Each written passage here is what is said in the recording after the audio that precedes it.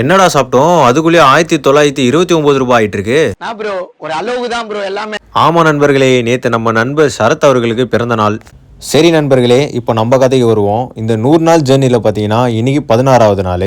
நிறைய பேர் என்கிட்ட கேட்குறாங்க, இந்த 100 நாள் வீடியோ பண்ணுறியே ஏதாவது சேலஞ்சு பண்ணியிருக்கியாப்பா அப்படின்னு சொல்லிட்டு. நான் சேலஞ்செலாம் எதுவும் பண்ணலைங்க.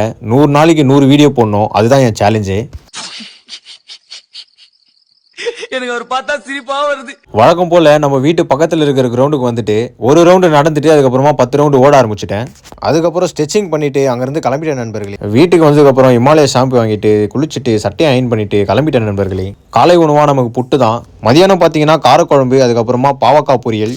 அப்புறமா எதை பற்றியும் யோசிக்காமல் ஜிம்முக்கு வந்தாச்சு நண்பர்களே. இன்னைக்கு பார்த்தீங்கன்னா லாட்டு கிளாஸ் தான். லாட்டு கிளாஸ் 4 கிளாஸ் சட்டு புட்டுன்னு போட்டு அங்கேருந்து கிளம்பிட்டோம்.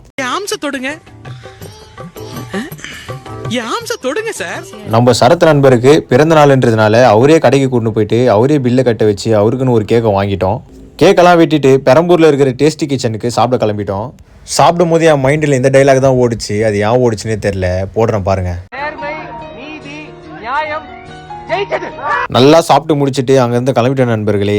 நம்ம 100 நாள் ஜேர்னியில் 16வது நாள் சிறப்பாக முடிஞ்சுது. ஸோ நாளைக்கு வீடியோவில் உங்களை சந்திக்கிறேன். அது வரைக்கும் பாய் நண்பர்களே.